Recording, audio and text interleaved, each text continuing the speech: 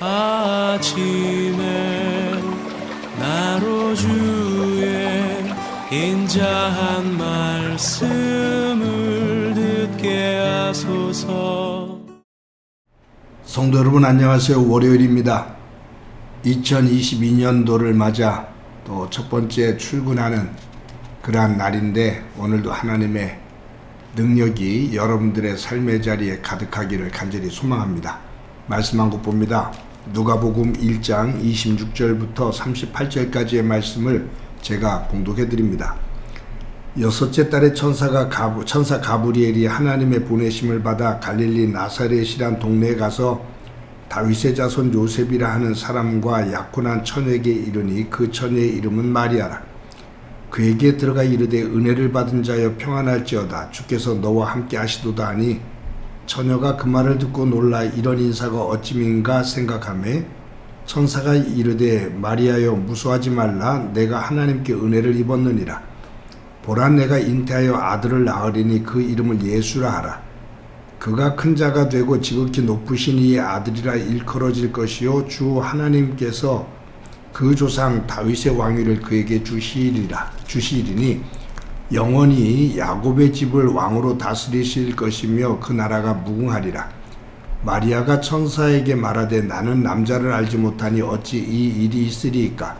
천사가 대답하여 이르되, 성령이 내게 임하시고 지극히 높으신 이의 능력이 너를 덮으시리니 이러므로 나실 바 거룩한 이는 하나님의 아들이라 일컬어지리라. 보라, 내 친족 엘리사벳도 늙어서 아들을 배었느니라. 본래 임신하지 못한다고 알려진 이가 이미 6달이 되었나니 대저 하나님의 모든 말씀은 능하지 못하심이 없느니라. 마리아가 이르되, 주의 여종이 오니 말씀대로 내게 이루어지리다 하매 천사가 떠나가니라. 아멘. 세례 요한의 부모는 사가랴와 엘리사벳입니다. 천사 가브리엘이 그 사가랴와 엘리사벳에게 임해서 세례 요한이 태어날 것에 대해서 말해줍니다. 그 천사 가브리엘이 예수님의 육신의 어머니인 마리아에게도 임합니다.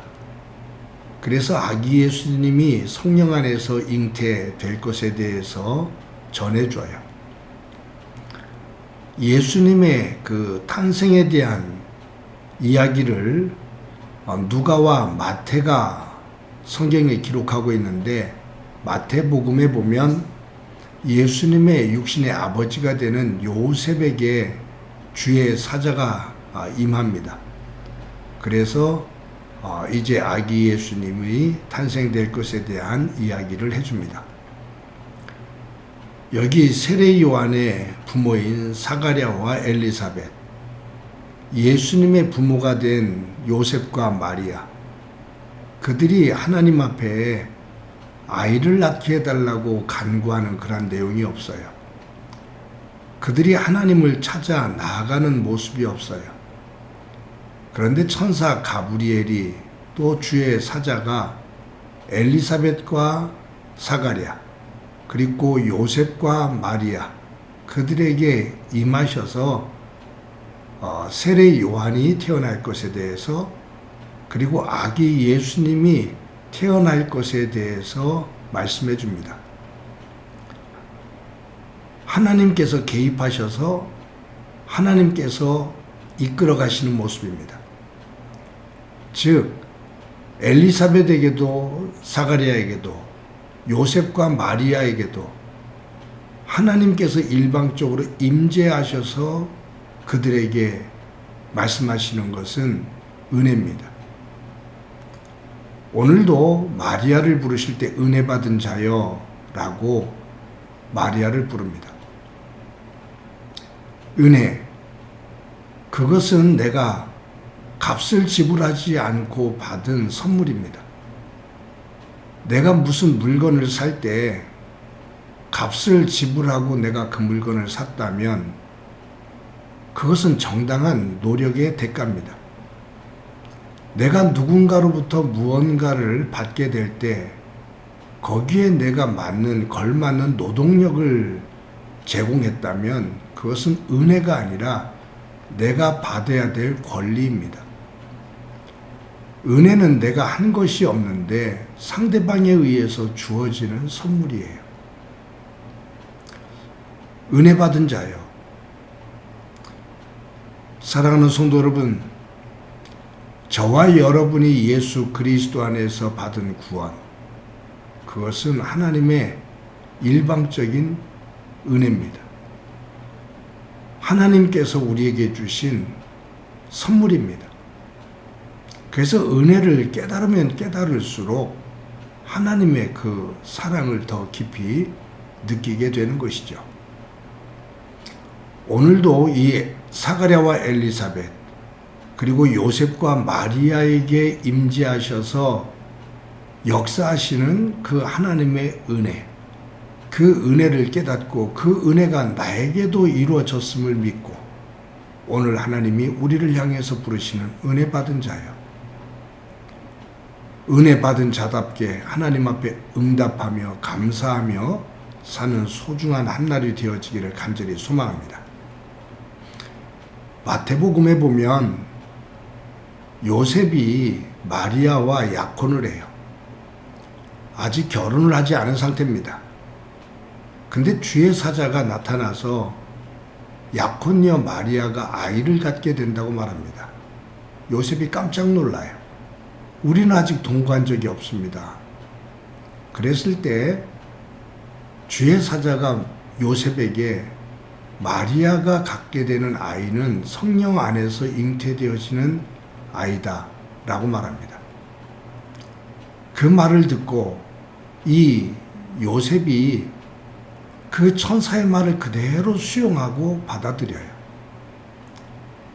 제일 처음에 이 말을 들었을 때 마리아가 임신했다라는 이야기를 들었을 때 조용히 그 약혼을 파혼하려고 했거든요.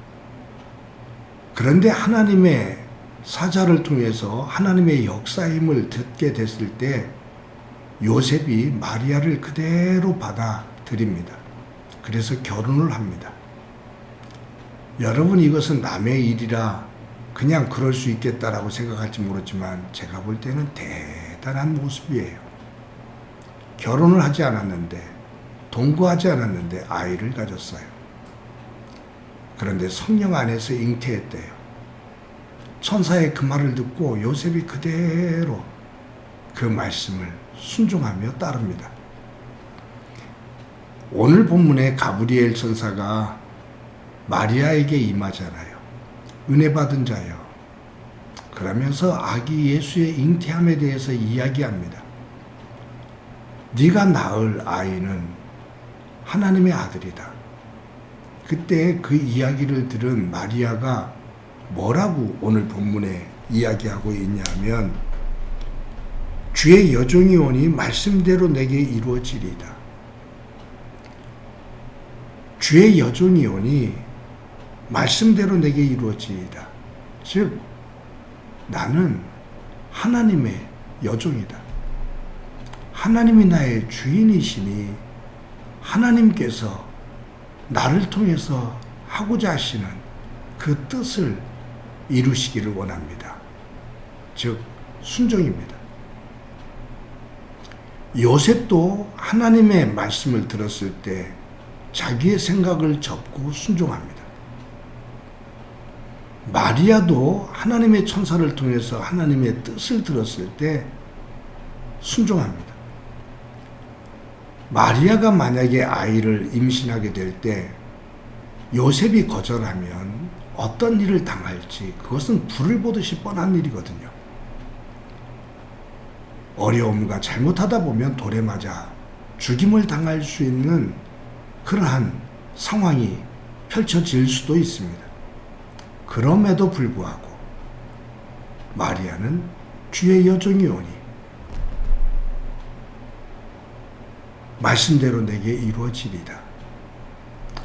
수많은 선남 선녀가 있는데 하나님께서 요셉과 마리아를 선택하신 이유, 순종하는 믿음의 사람들이었습니다. 하나님의 놀라운 역사는 하나님의 말씀 앞에 순종하는 사람을 통해서 이루어집니다. 하나님의 뜻은 불순종하는 사람을 통해서 이루어지질 않는다라는 거예요. 그런데 순종은 결코 쉽지를 않아요. 여러 차례 말씀드렸던 것처럼 순종은 내 생각과 내 뜻과 내가 원하는 것을 내려놓을 때만이 가능한 것이거든요. 그래서 순종은 참 어려운 겁니다. 근데 요셉과 마리아는 철저하게 순종의 사람들이었습니다. 그들을 통해서 하나님께서 역사하십니다. 저와 여러분이 오늘도 은혜 받은 자로서 하나님의 뜻을 바르게 깨닫고 그 뜻에 순종하는 가운데 하나님의 그 은혜의 지경을 넓혀나가는 귀한 날이 되어지기를 간절히 소망합니다. 한번 기도합니다. 하나님 감사합니다.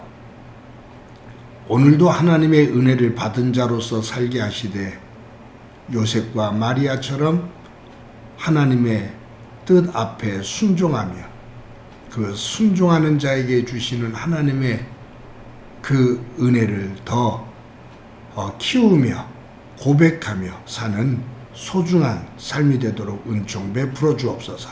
오늘도 함께 해주시리라 믿고 예수님의 이름으로 기도드립니다. 아멘.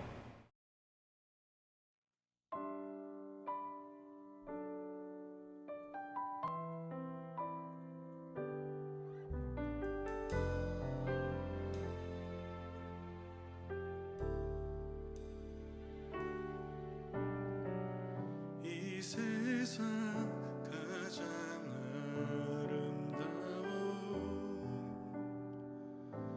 순종의 눈물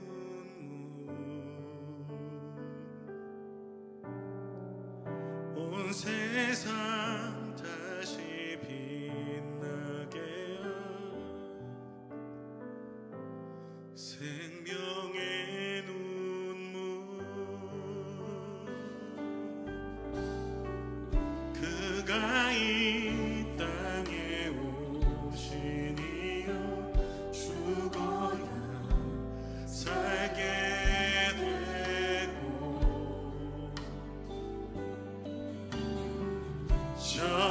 져야만 승리하는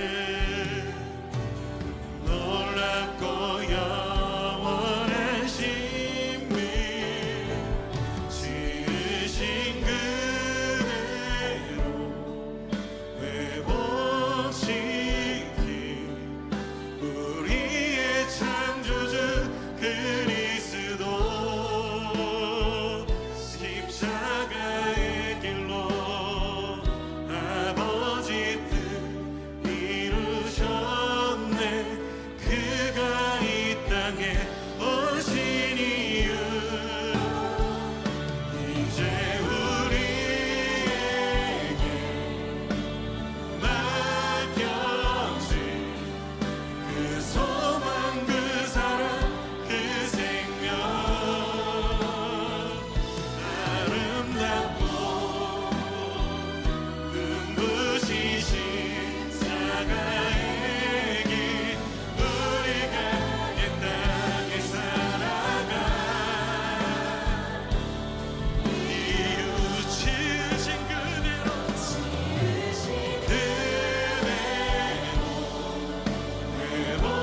회복시킨 우리의 창조주 그리스도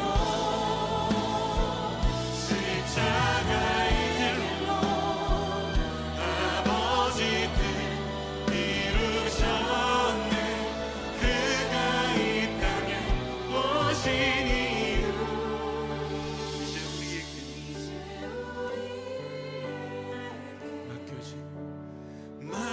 맡겨진